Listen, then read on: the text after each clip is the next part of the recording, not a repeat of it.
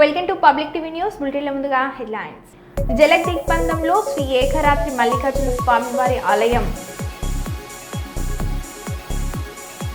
టీయూసీఏ రాష్ట్ర ప్రథమ మహాసభ పోస్టర్ ఆవిష్కరణ. భవిష్యత్తు పోరాటాల రూపకల్పన కోసమే మహాసభలు.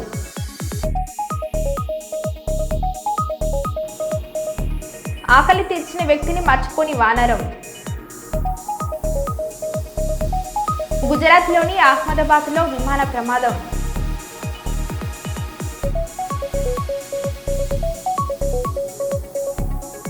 అనకాపల్లి జిల్లా Achyutapuram APIIC one stop centre వద్ద యోగాంధ్ర కార్యక్రమం. ఇక వివరాల్లోకి వెళ్తే, ఘంటసాల మండలం శ్రీకాకుళం గ్రామంలో వెంచేసి ఉన్న ఏకరాత్రి ప్రసన్న మల్లికార్జున స్వామి దేవాలయం జలదిగ్బంధంలో చిక్కుకుంది. క్రీస్తు శకం 13వ శతాబ్దంలో కాకతీయులు నిర్మించిన ఈ దేవాలయం పల్లపు ప్రాంతంలో ఉండటం వల్ల భారీ వర్షాలు కురిసిన ప్రతిసారి ముంపున గురవుతుంది. దేవాదాయ ధర్మాదాయ శాఖ ఆధ్వర్యంలో నిర్వహిస్తున్న ఈ పురాతన దేవాలయాన్ని అధికారులు పట్టించుకోకపోవడంతో ఈ దుస్థితి నెలకొందని స్థానికులు ఆరోపిస్తున్నారు. ఈ దేవాలయం పరిధిలో 40 ఎకరాలు పంట పొలాలు ఉన్నా సరైన పర్యవేక్షణ లేక అభివృద్ధికి ఆమడ దూరంగా ఉంటుంది. ఎంతో చారిత్రాత్మక కలిగిన ఈ దేవాలయాన్ని ప్రజాప్రతినిధులు, అధికారులు స్పందించి ఆలయ పునర్నిర్మాణం చేసి శ్రీ ఏకరాత్రి ప్రసన్న మల్లికార్జున స్వామి వారి దేవాలయానికి పూర్వ వైభవం కల్పించాలని అర్చకులు, గ్రామస్తులు కోరుతున్నారు. మరియు నందీశ్వరుడు, సదానంద తీర్థ స్వామివారు మెయిన్ ప్రధానమైనటువంటి ఏకరాత్రి ప్రసన్న మల్లికార్జున స్వామివారి యొక్క దేవుడు పూర్తిగా నిన్నటి రాత్రి వర్షమునకు జలదిగ్బంధనంలో మునిగిపోయారు. అర్చక స్వాముల వారమైనటువంటి మేము విద్యుత్తు సర్క్యులేషన్ వస్తోంది, పూజా కైంకర్యాలను చేయాలన్నా కూడా ఇబ్బందిగా ఉన్నది. స్థానిక ఆలయ డిపార్ట్మెంట్ వారు కానీ స్థానికులు కానీ దీని మీద చొరవ తీసుకోవడం లేదు. ఎన్నో సంవత్సరాల నుంచి ఈ దేవాలయం పైకి లేపాలి. దేవాలయం యొక్క శివుడు బ్రహ్మభాగం, విష్ణుభాగం, రుద్రభాగం అని 3 భాగాలు ఉంటాయి. బ్రహ్మభాగం భూమిలో ఉంటుంది, విష్ణుభాగం పానుమట్టంలో ఉంటుంది, రుద్రభాగం మనకు కనబడుతుంది. బ్రహ్మభాగం, విష్ణుభాగం పూర్తిగా పూడిపోయాయి మట్టితో. పానుమట్టం ఒక్క 4 అంగుళాలు మాత్రమే ఉంటుంది. శివలింగం మాత్రం స్వామివారి యొక్క స్వరూపం బ్రహ్మసూత్రంతో కనబడుతూ ఉంటుంది. ఈ శివలింగం స్వామివారి యొక్క ఆలయము. వర్షాకాలం ప్రతి సంవత్సరం కూడా ఇదే విధంగా నీళ్లు రావటం స్థానిక అర్చకులమైనటువంటి మేము తెలియపరుస్తున్నా కూడా ఎవరు యొక్క స్వామివారి యొక్క పునర్నిర్మాణం, దేవాలయం పైకి లేపటం అనేటువంటి విషయం కొరకు స్థానిక ఇబ్బందుల గురించి పట్టించుకోవటం లేదు. దీనివల్ల దేవాదాయ ధర్మాదాయ శాఖ వారు పట్టించుకొని ఈ యొక్క దేవాలయ పునర్వైభవాన్ని తిలకించవలసిందిగా కోరుకుంటున్నాం. ఈ ఏడాది ఏరే ముందొచ్చింది, ఏరువాక వెనుక వచ్చింది. ఏరువాక సందర్భంగా ఊరేగింపు. ఈ ఏడాది ముందే వచ్చిన వర్షపు నీటితో ఏరే ముందు వచ్చిందని, ఏరువాక వెనుక వచ్చిందని పెద్దపాడు గ్రామానికి చెందిన పుస్లూరు శ్రీరాములు తెలిపారు. కర్నూలు మున్సిపల్ కార్పొరేషన్ పరిధి కల్లూరు పరిధిలోని పెద్దపాడు గ్రామంలో ఓవైపు ఏరువాక సందర్భంగా మరోవైపు శ్రీదేవి, భూదేవి సమేత శ్రీ లక్ష్మి చెన్నకేశవ స్వామి విగ్రహ ప్రతిష్ఠ మహోత్సవం ముగింపు కార్యక్రమం సందర్భంగా పెద్దపాడు గ్రామస్తులు, కుటుంబ సభ్యులు, బంధువులు పెద్దపాడు నుంచి విగ్రహ ప్రతిష్ఠ వరకు ఊరేగింపుగా వచ్చి ప్రత్యేక పూజలు చేశారు. ఈ సందర్భంగా పుస్లూరు శ్రీరాములు మాట్లాడారు.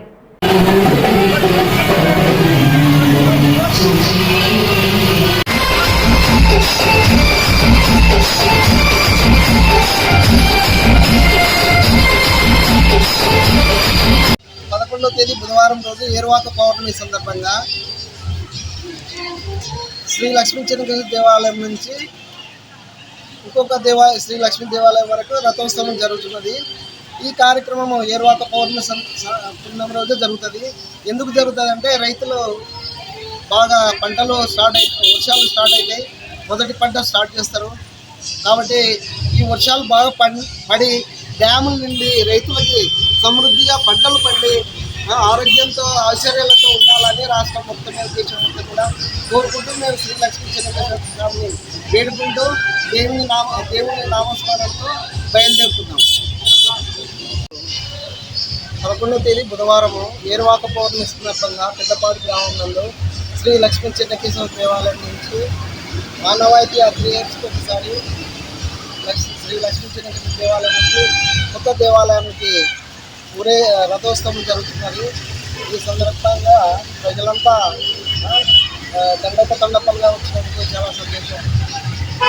అయితే ఏరువాక పౌర్ణమి అనేది రైతులకి సంబంధించినటువంటి పండుగ. రైతులు మొదటి వ్యవసాయం స్టార్ట్ చేస్తారు. ఏరువాక పౌర్ణమికి మొదటి విత్తులతో స్టార్ట్ చేస్తారు. విత్తనాలు మొదలు పెడతారు. కాబట్టి ఏరువాక పౌర్ణమి ఏరు ముందా ఏరువాక పౌర్ణమ అనేది ఒక సామెత ఉంది ఫస్ట్ నుంచి. కాబట్టి ఈసారి ఏరే ముందు వచ్చింది, ఏరువాక పౌర్ణమి తర్వాత వచ్చింది. అయితే వర్షాలు ముందు వచ్చినా కూడా మాకు ఆనందంగానే ఉంది. మాకు రైతులకి చాలా ఈ సంవత్సరం బాగా జరగాలని, మా గ్రామము అభివృద్ధి పరంగా అంత పంటలు బాగా వచ్చి ఆర్థికంగా బాగా ఉండాలని, ఆరోగ్యంగా ఉండాలని కోరుకుంటూ మేము ఈ ఏరువాక పౌర్ణమి సందర్భంగా దేవుని వేడుకుంటున్నాం. మీ పేరు చెప్పండి. నా పేరు పుట్టినూరి శ్రీరాములు. కర్నూలు జిల్లా ఉర్వకుల్ పోలీస్ స్టేషన్ పరిధిలో మీదివేముల గ్రామస్తుడు బోయ రమేష్ నాయుడు 48 సంవత్సరాలు ఈ నెల 5వ తేదీ నాడు సుమారు అర్ధరాత్రి 9:40 సమయంలో నన్నూరు గ్రామం నుండి మీదివేముల గ్రామానికి తన హోండా యాక్టివా మోటార్ సైకిల్ పైన వెళ్తూ ఉండగా దారిలో రచన గ్రీన్ టౌన్ 1 వెంచర్ ఎదురుగా అతన్ని అడ్డుకొని బీర్ సీసాలతో కొట్టి ప్రక్కన ఉన్న పొలంలో పడివేసి పెద్ద బండరాలతో తలపైన కొట్టి హత్య చేశారని కర్నూలు ఇన్ఛార్జ్ డీఎస్పీ శ్రీనివాస్ ఆచారి తెలిపారు. బుధవారం కర్నూలు రూరల్ పోలీస్ స్టేషన్లో డీఎస్పీ విలేకరుల సమావేశంలో మాట్లాడారు.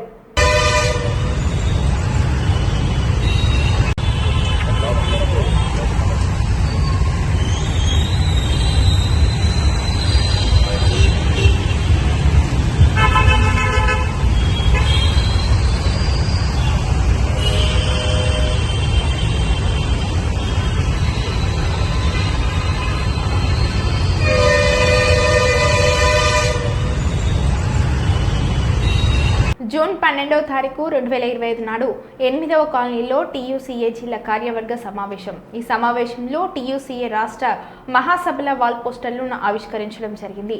Trade union centre of India TUCI రాష్ట్ర ప్రథమ మహాసభ జూన్ 21-22 తేదీలలో నిజామాబాద్లో జరుగుతున్నాయి. ఈ సభలను జయప్రదం చేయాలని టీయూసీఐ పెద్దపల్లి జిల్లా అధ్యక్షులు తోకల రమేష్, కార్యదర్శి ఈసపెల్లి రాజేందర్ పిలుపునిచ్చారు. రాష్ట్ర మహాసభల పోస్టర్ ఆవిష్కరణ చేయడం జరిగింది. అనంతరం టీయూసీఐ పెద్దపల్లి జిల్లా అధ్యక్షుడు తోకల రమేష్, కార్యదర్శి ఈసంపల్లి రాజేందర్ మాట్లాడారు. అదేవిధంగా లేబర్ కోడ్లకు వ్యతిరేకంగా జరిపేటువంటి పోరాట కర్తవ్యాలు ఇవన్నీ కూడా మహాసభలో చర్చా వేదిక నిర్వహించబడతా ఉన్నది.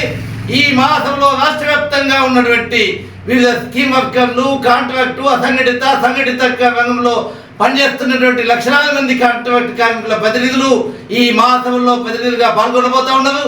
ఇప్పటికైనా మోడీ ప్రభుత్వం కార్మిక వర్గంపై కార్మికులను కట్టుబడిసలుగా మార్చేటువంటి లేబర్ కోడ్లను రద్దు చేయాలని ఈ సందర్భంగా డిమాండ్ చేస్తూ ఉన్నాం.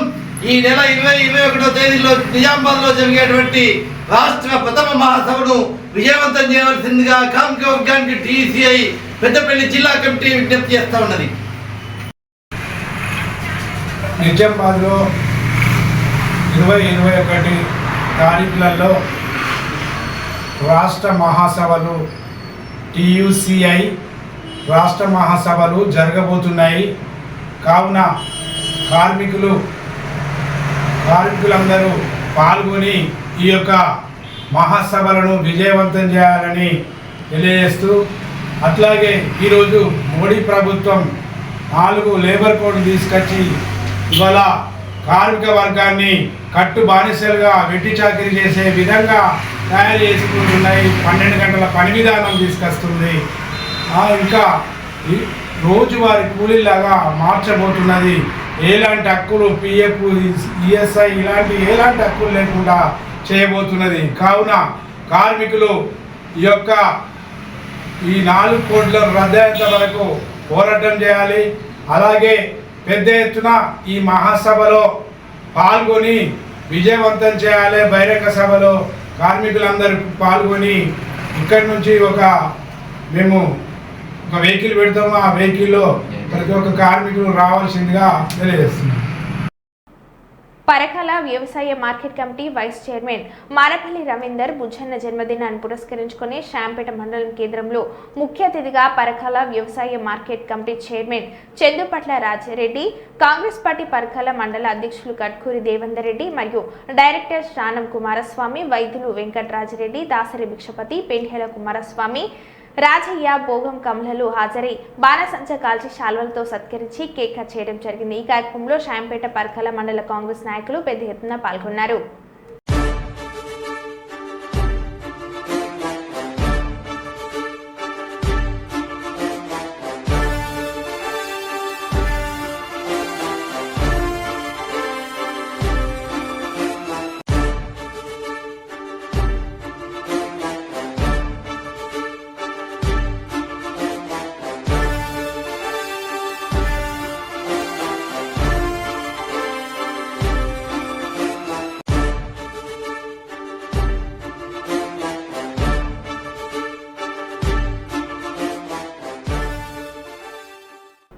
అనకాపల్లి జిల్లా Achyutapuram APIIC one stop centre వద్ద యోగాంధ్ర కార్యక్రమం, పారిశ్రామిక వాడలో కార్మికులతో థీమాటిక్ యోగా కార్యక్రమంలో పాల్గొన్న హోంమంత్రి వంగలపూడి అనిత, అనకాపల్లి ఎంపీ సీఎం రమేష్, ఎమ్మెల్యేలు, అధికారులు.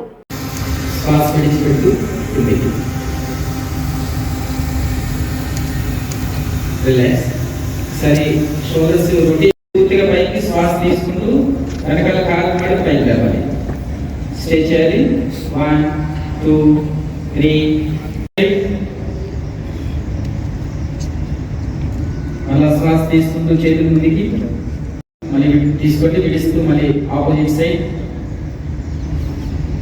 బయటపడడానికి వృక్షాసనం మనకి ఉపయోగపడుతుంది. రిలాక్స్, చేతులు పక్కకి, రైట్ సైడ్ టర్న్ అవ్వాలి.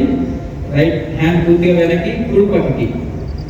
లెఫ్ట్ హ్యాండ్ రైట్ షోల్డర్ దగ్గరికి వస్తుంది, పూర్తిగా సైడ్కి. డీప్ ఇన్హేల్ ఎక్సర్సైజ్ చేయండి. ఒకసారి దీర్ఘంగా శ్వాస తీసుకుని మొదలు పెట్టండి.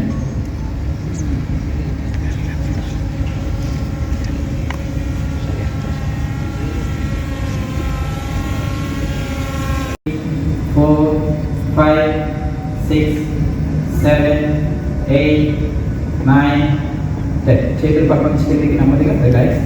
కాల్ చేస్తాం, మనం పెట్టుకుంటాం. అప్పుడే చేతులు పైకి బ్యాలెన్స్ అయిన తర్వాత చేతులు పక్కకి, తర్వాత చేతులు పైకి. ఎవరికైనా కష్టం ఉంది చేతులు మాత్రమే పైకి పెట్టిన. ఏలూరు జిల్లాలో ఆగని అక్రమ మట్టి దందా, అధికారమే అండ, మీడియా కథనాల ప్రకారం చేసిన షరా మామూలే అంటూ లైట్ తీసుకున్న అధికారులు. కొయ్యలగూడెం శ్రీరామగట్టు చెరువులో భారీ యంత్రాలతో యథేచ్ఛగా తవ్వకాలు, నిబంధనలకు పాతరేసిన అధికారులు, భారీ యంత్రాలతో జోరుగా తవ్వకాలు. మట్టి దందలో కీలక పాత్ర పోషిస్తున్న ఓ నేత, 3 పువ్వులు 6 కాయలు సాగుతున్న దందా.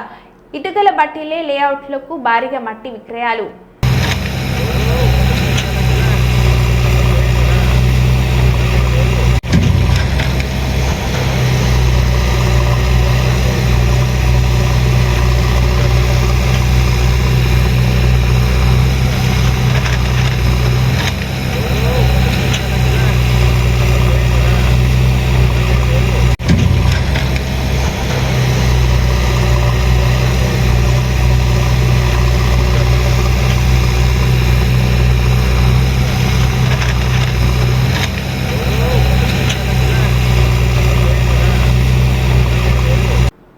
కోటెం ప్రభుత్వంపై తీవ్ర స్థాయిలో విరుచుకుపడ్డ వైఎస్ జగన్. ఆయన మాట్లాడుతూ ఈ క్యాంప్ వ్యవస్థను పూర్తిగా రద్దు చేశారు, ఆర్బీకేలను నీరుగార్చేశారు అని తన ఆవేదన వ్యక్తం చేశారు. ఈ క్రాప్ వ్యవస్థను పూర్తిగా నీరుగార్చేశారు. దళారీలు లేకుండా పంటలు కొనుగోలు చేసి ఆర్బీకే వ్యవస్థను నీరుగార్చిన పరిస్థితిని ఈరోజు రాష్ట్రంలో చూస్తూ ఉన్నాం. ఎరువులు, విత్తనాలు, పురుగుల మందులు ఇవన్నీ కూడా నాణ్యతను పరిశీలించి నాణ్యతకు ప్రభుత్వమే గ్యారంటీ ఇస్తూ రాష్ట్రంలో ప్రతి రూరల్ కాన్స్టిట్యుయెన్సీలో 146 ల్యాబులు ఏర్పాటు చేసి, కాన్స్టిట్యుయెన్సీకి ఒక ల్యాబును ఏర్పాటు చేసి ఆ ల్యాబులన్నీ అందుబాటులో తీసుకొని వచ్చి విత్తనాలు కానీ, ఎరువులు కానీ, పురుగుల మందులు కానీ ఆర్బీకేల ద్వారానే నాణ్యతకు గ్యారంటీ ఇస్తూ రైతులకు గ్రామంలోనే రైతులకు అందుబాటులో ఉండే పరిస్థితిని వైఎస్ఆర్సీపీ ప్రభుత్వం చేస్తే ఈ ప్రభుత్వం దాన్ని పూర్తిగా గాలికి వదిలేసి ఈరోజు మళ్ళీ రాష్ట్రంలో కల్తీ విత్తనాలు, కల్తీ ఎరువులు, కల్తీ పురుగుల మందుల మధ్య రైతు జీవితం తల్లడిల్లిపోతా ఉన్న పరిస్థితి ఈరోజు రాష్ట్రంలో కనిపిస్తూ ఉంది. మేము తీసుకొచ్చిన అమెరికా నగరమైన లాస్ ఏంజల్స్ వీధుల్లో భారీ హింస జరిగింది. క్షీణిస్తున్న శాంతి భద్రతల పరిస్థితిని దృష్టిలో ఉంచుకొని పరిపాలన 2000 మంది నేషనల్ గార్డులను మోహరించాలని నిర్ణయించింది. దీని కారణంగా నిరసనకారులు ఆగ్రహం వ్యక్తం చేశారు మరియు హింస పెరిగింది మరియు ఘర్షణలు కూడా జరిగాయి.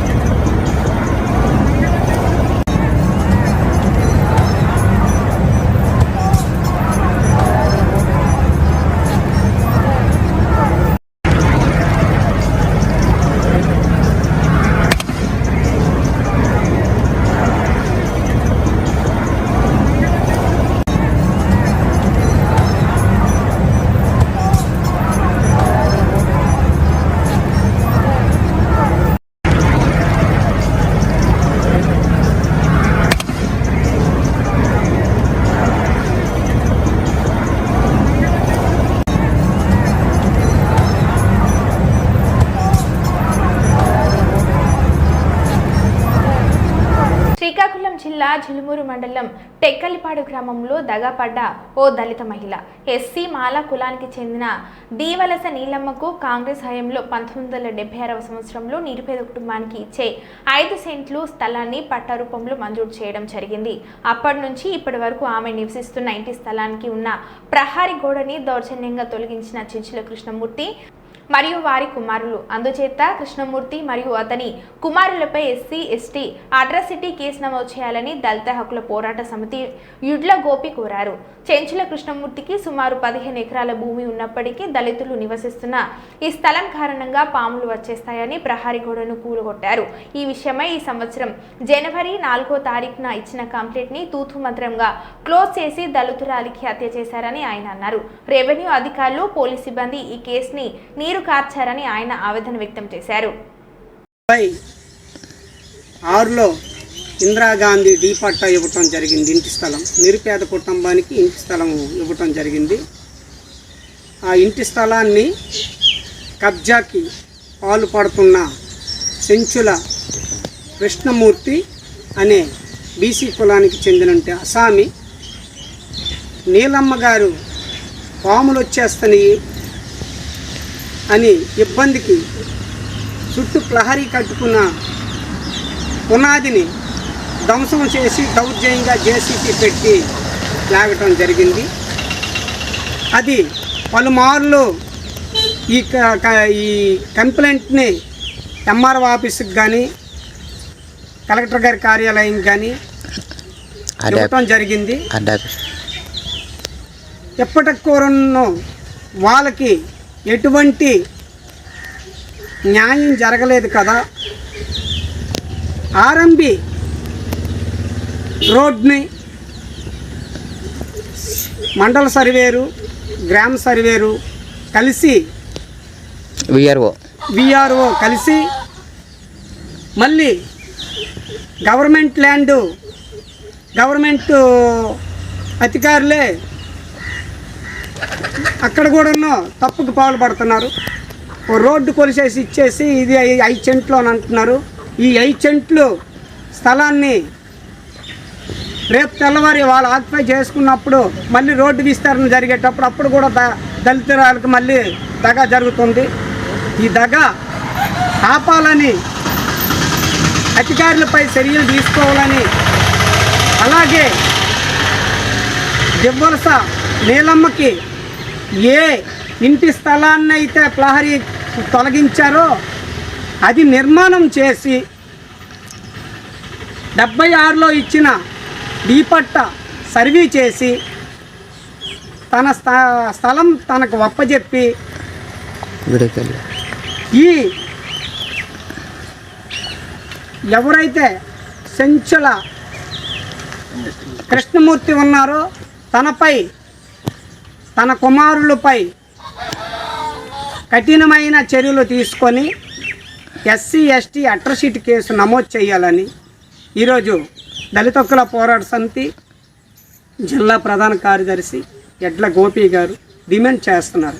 అలాగే ఈ నిర్మాణం చేయకుండా ఏమైనా ఇబ్బందులకు కానీ గురయ్యి ఇక్కడున్న దళిత కుటుంబాలు 6 కుటుంబాలకి న్యాయం జరగకపోని ఎడల ఇది ఈ పోరాటం అంది రాష్ట్ర స్థాయికి తీసుకెళ్తుందని దళిత హక్కుల పోరాట సమితి డిమాండ్ చేస్తుంది. ఎప్పుడమ్మా జరిగింది ఇది? 25 ఈ నెల 25 2 నెలల 25 2 నెల 25 సుమారు అంటే 7 నెలలు 6 నెలలు గడుస్తుంది. ఇప్పటికి కూడా న్యాయం జరగదు. ఏమంటున్నారు వాళ్ళు? ఇంకా ఎకానికే వస్తాను ఎకానికి గోడ కూడా తిరిగేసేస్తాను దౌర్జన్యంగా చేస్తాను. మా హయంలో రైతు రాజ్యం నడిచింది. కూటమి ప్రభుత్వంలో రైతు నష్టపోతున్నాడు. చంద్రబాబు ఇచ్చిన తర్వాత రైతు భరోసా సాయం లేదు. కేంద్రం ఇచ్చే 6,000 కాక మరో 20,000 ఇస్తామన్నారు. గతేడాదే రైతు భరోసా 20,000 ఎగ్గొట్టారు. మోదీ ఇచ్చారు, చంద్రబాబు ఎగ్గొట్టారని వైఎస్ జగన్మోహన్ రెడ్డి అన్నారు.